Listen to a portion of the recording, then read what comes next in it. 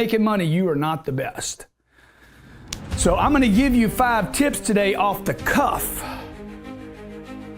I hope this is just enough to get you re-lit up and restarted on your sales career. Whether you're new to sales, been around sales a while, or you're a master of your universe, I want to take you to the next level. First thing you got to get right if you want to be in the sales game today is you got to get your freaking financial literacy right. You got to get your money financial mindset right. You got to start thinking about taking your finances from the level you are to the level where you and your family deserve to be. Now, you know this is true. Okay, people that are not making enough money simply make sense of why they're not making enough money. Money's not going to make me happy. I'm fine where I am. I'm doing better than people that live in Afghanistan. Okay? Well, none of that makes sense if you have the potential to make more money. If you have a great product, a great company, and you know another call, another strategy, one more little maybe angle, something that you could persist with. If you know that you could be making more money and you aren't, let's get that fixed, okay? I wrote this little book called The Millionaire Booklet. This took me about 2 hours to write. This took me 30 years to put together, okay? This is the Playbook to Millions. We actually called it Playbook to Millions originally, and Google and Facebook wouldn't let me advertise it because they said, you can't promise to make people millionaires. I said, no, you can. I can. I've made millionaires.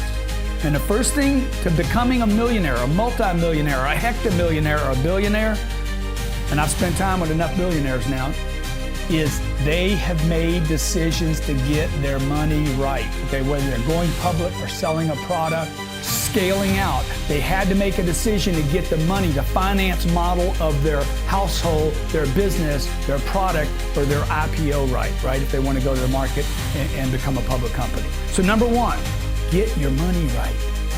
It's not about product knowledge first. It's not about sales knowledge first. It's not about sales process first. It's not about the follow-up first or writing the customer up first. It's not even about attitude first. It's about get your financial mental, get your money mental right, okay? Because if you're satisfied, if you're happy where you are financially, why would you sell anything else? Look, let's face it, you're on commission. You get paid to sell things. You get paid to close deals. You get paid to follow up only when it works.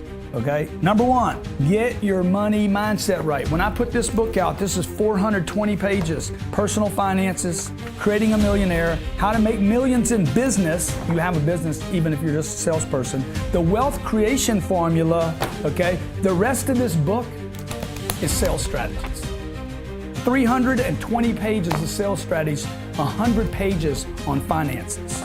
Okay? Actually, it's 161 pages on finances, and the rest of the book, 260 pages, is on sales, top sales secrets, 10x super life sales secrets, follow up the greatest sales secrets. By the way, follow up was where the money is. Number 2, follow up. All the money is in the follow up. It's not in the meet and greet. It's not on the internet.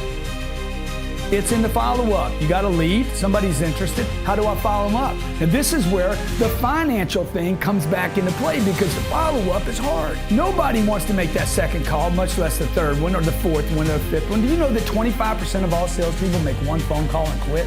48% never make 2 calls. Most never make the first one. It's crazy.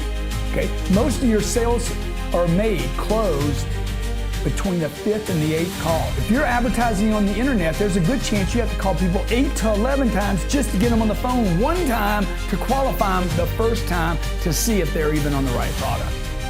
So follow up. The fortunes are in the follow up. Number 3, you gotta mix up. You gotta mix up your strategies. It can't just be one strategy. You're no longer just a phone person or an in-person person or an internet person. If you're heavily dependent upon the internet, do not abandon your other mixed choices. This is like mixed martial arts. We call it mixed martial selling. That's right, mixed martial selling.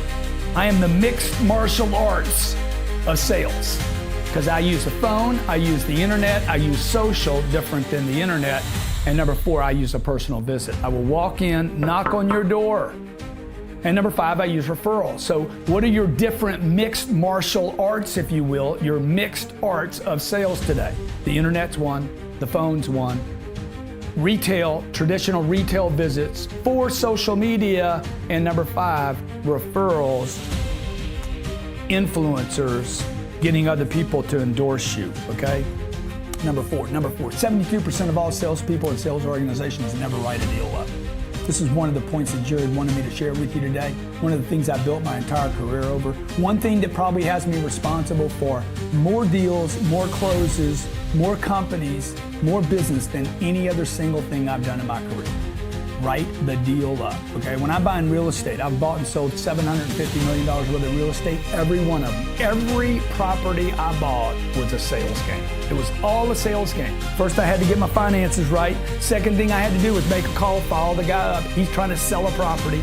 I got to find out, why would you sell it to me? How can I get in his circle of influence? Okay, how can I get their attention?